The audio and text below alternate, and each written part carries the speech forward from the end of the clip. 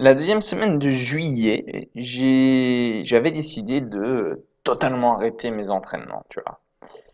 Et c'est de ça que je vais te parler aujourd'hui, de pourquoi il faudrait toi aussi que tu donnes des congés à tes entraînements.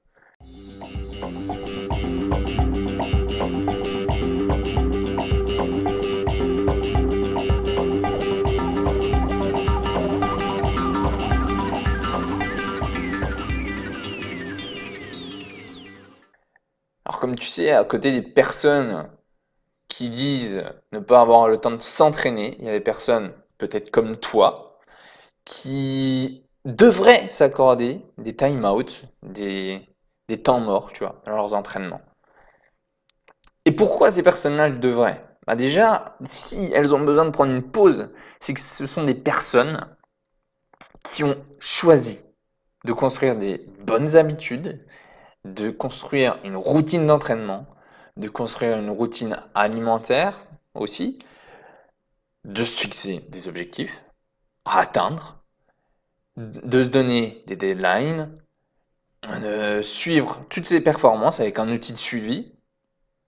Et je vais t'expliquer pourquoi, moi, de mon point de vue, il faudrait que tu t'accordes un congé sportif.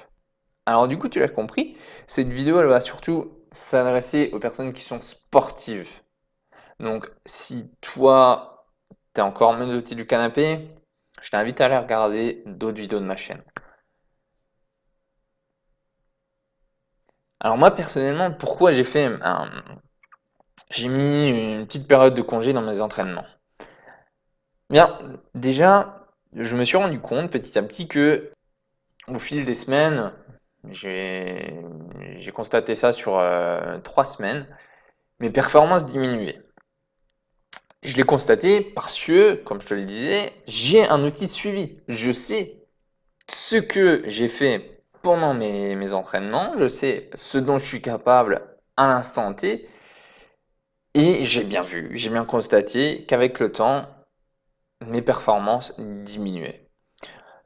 C'était sûrement à cause d'une fatigue nerveuse, sûrement aussi à cause de la chaleur, parce que à cette époque-là, j'étais encore sur Nice, donc il commençait à vraiment faire chaud dans le sud.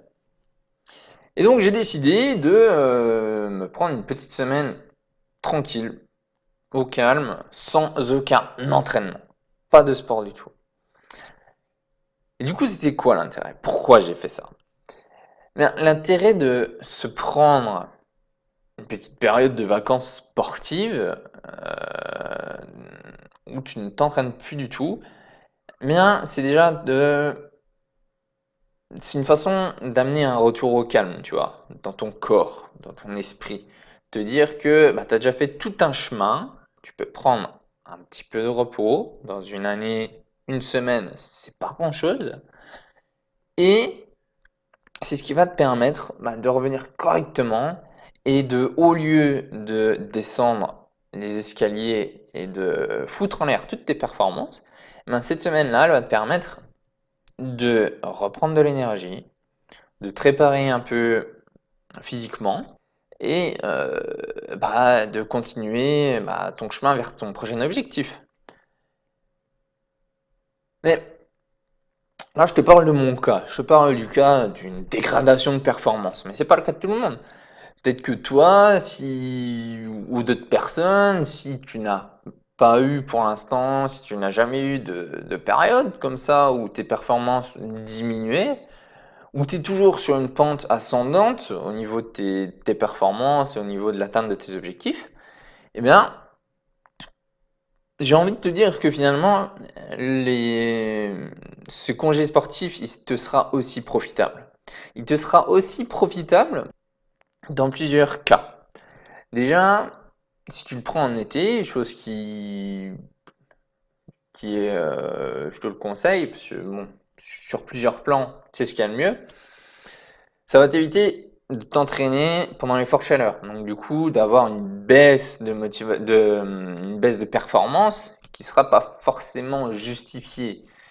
Dans le sens où c'est à cause de la chaleur que tes performances ont baissé. C'est pas à cause de tes capacités individuelles, tes capacités intrinsèques, tu vois. Et puis, bah, c'est comme tout, hein, tu vois, pour faire un parallèle avec le travail, tu prends pas forcément des vacances quand, tu es au bord du burn-out, quoi, tu vois? Donc c'est pour ça que, finalement, le congé sportif, il est bon pour tout le monde, du moment que tu es sportif. Écoute, si tu es resté jusqu'à la fin de cette vidéo, je sais plus si c'est le cas, mais regarde, va regarder dans la description. J'ai sûrement encore laissé le questionnaire auquel tu peux répondre pour que je puisse répondre à tes questions dans mes prochains contenus. Et puis, bah, ma foi, si cette vidéo t'a plu, si cette petite vidéo t'a plu, n'hésite pas à me le montrer. Et puis sur ce, ciao!